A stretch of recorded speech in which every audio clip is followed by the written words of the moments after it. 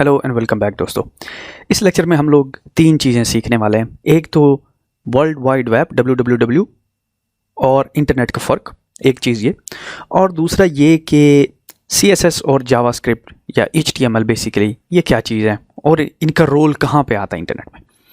अब देखिए, जब नया नया इंटरनेट ईजाद हुआ तो सबसे पहले जो ये ईजाद हुआ था बेसिकली यूएस में मिलिट्री पर्पज़ के लिए, लेकिन फिर इसको यूनिवर्सिटीज़ ने यूज़ किया और यूनिवर्सिटीज़ में जो प्रोफेसर्स थे उनका सबसे बड़ा कंसर्न ये था कि किस तरह से हम फाइल्स शेयर कर सकें एक पीसी से दूसरे पीसी की तरफ।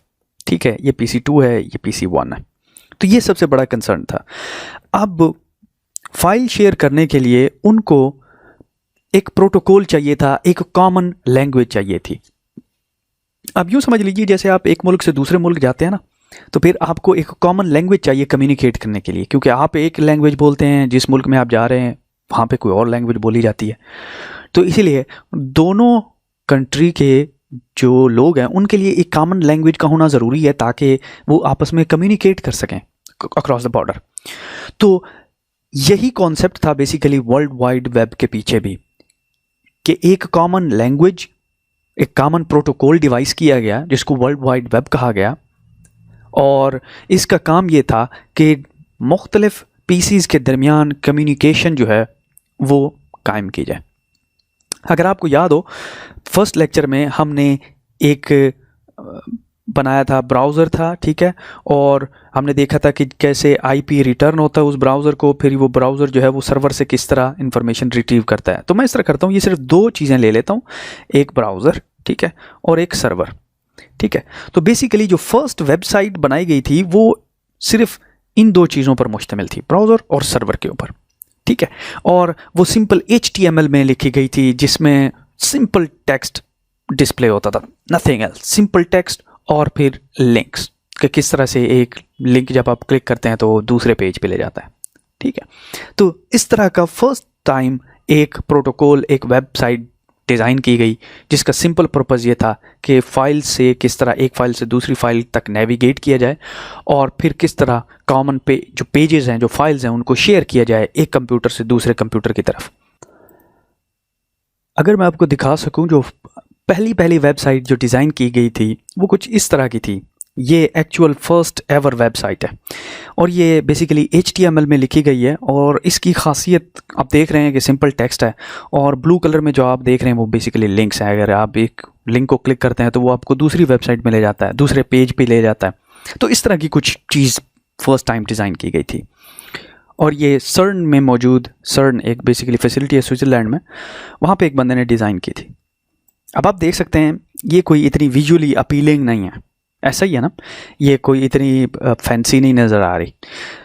तो फिर यहाँ पे पैदाइश हुई, जन्म हुआ CSS और जावास्क्रिप्ट का, कि CSS और जावास्क्रिप्ट ने क्या किया कि इस जो एक डल सी लुकिंग वेबसाइट थी उसको एक कलरफुल और एक विजुअली अपीलिंग वेबसाइट में कन्वर्ट कर दिया, जैसा कि ये वेबसाइट आप देख रहे हैं, ठीक है। ये देखिए बड़ी फैंसी वेबसाइट है, और ये जो है बेसिकली देखें कितनी खूबसूरत तरीके से अब ये डिस्प्ले हो रहे हैं कलर्स और टेक्स्ट, और ना सिर्फ ये बल्कि इसमें मज़ीद फंक्शनैलिटी ऐड कर दी गई। जैसा कि मिसाल के तौर पे बहुत सारी वेबसाइट में आप देखोगे शॉपिंग कार्ट्स है, आप ट्रांजैक्शन कर रहे हैं, लॉगिन बना रहे हैं, ठीक है, तो वो फंक्शनैलिटी ऐड कर दी गई, और ये बदौलत जो है बेसिकली जावास्क्रिप्ट और CSS की वजह से मुमकिन हुआ। तो चलिए हम इस तरह करते हैं कि हम इसी वेबसाइट के अंदर CSS को इंजेक्ट करते हैं और देखते हैं कि CSS इस वेबसाइट के साथ क्या कर सकता है। अब मिसाल के तौर पे ये देखिए, मैं इसको राइट क्लिक करता हूँ और इंस्पेक्ट में जाता हूँ, ठीक है, और इंस्पेक्ट करता हूँ तो मेरे पास इसका सोर्स कोड जो है ओपन हो जाएगा। अब ऊपर अगर आप यहाँ पे देखें तो ये HTML है और नीचे सारा ये HTML कोड नज़र आ रहा है, ठीक है ना। अगर थोड़ा सा मैं इसको बड़ा कर देता हूँ ताकि आप देख सकें, तो आपको एक टैब नज़र आ रही होगी बेसिकली स्टाइलिंग की।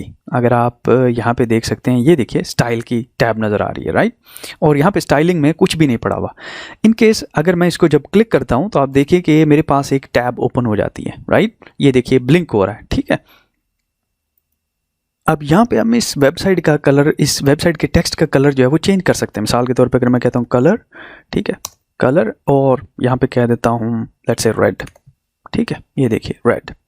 और अगर अब हम इसको इंटर करते हैं तो बेसिकली टेक्स्ट का कलर जो है वो चेंज हो जाना चाहिए। यहाँ पे आप देख सकते हैं ऑन ब्राउज़र जो है ये कलर पूरा चेंज नहीं हुआ। हाउएवर उसकी रीज़न ये है कि हमने पूरा HTML सेलेक्ट नहीं किया हुआ था। अब देखिए यहाँ पे मैं कहता हूँ colour good and red, right. अगर अब आप देखें तो ये देखिए पूरे का पूरा जो है कलर चेंज हो गया हुआ है टेक्स्ट का, राइट। तो हम क्या कर रहे हैं बेसिकली CSS के ज़रिए स्टाइलिंग ऐड कर रहे हैं। अगर मैं यहाँ पे कहता हूँ बैकग्राउंड कलर, ये देखिए बैकग्राउंड, और बैकग्राउंड कलर जो है लेट्स से मैं कह देता हूँ, कहाँ चला गया, बैकग्राउंड BACK बैकग्राउंड, ठीक है। और मैं कह देता हूँ ब्लू BLUE ब्लू। अब आप देख सकते हैं कि कितनी भद्दी सी वेबसाइट बन गई है। हाउएवर कहने का मकसद ये है ब्लैक, ठीक है। ये देखिए बेसिकली अब हम क्या कर रहे हैं, CSS के ज़रिए स्टाइलिंग ऐड कर रहे हैं, कलर ऐड कर रहे हैं वेबसाइट के अंदर, राइट। तो ये बेसिकली CSS ने पॉसिबल किया उस वक्त कि अच्छा यार इसको थोड़ा सा विजुअली अपीलिंग होना चाहिए। और ये कैसे होना चाहिए, ये इस तरह होना चाहिए कि हम इसमें ऐड कर सकते हैं कलर्स को। चलें, यहाँ पर तो हमें ये बात समझ आ गई कि HTML जो था वो रिस्पॉन्सिबल रहा टेक्स्ट का और उसके साथ डिफरेंट पेजेस को लिंक करने का। CSS ने ये किया कि उस टेक्स्ट को, उस वेबसाइट को विजुअली अपीलिंग कर दिया, उसमें कलर्स ऐड कर दिए। अब सवाल ये पैदा होता है कि जावास्क्रिप्ट कहाँ पे आया। तो जावास्क्रिप्ट में बेसिकली क्या किया कि वेबसाइट को इंटरेक्टिव बनाया। जैसे आप देखते हैं navigation bar, drop down menus और पॉपअप्स। मिसाल के तौर पे अब ये देखिए, अभी हमें जावास्क्रिप्ट का कोई आइडिया नहीं है ना। यहाँ पे मैं एक सिंपल अलर्ट लिखता हूँ, ये अलर्ट, ठीक है। और अलर्ट में मैं लेट्स से कोई मैसेज लिखता हूँ, कहता हूँ हाय देयर, ठीक है। और यहाँ पे इसको एंटर करते हैं, इसको डबल कोट्स में कर देते हैं बेसिकली।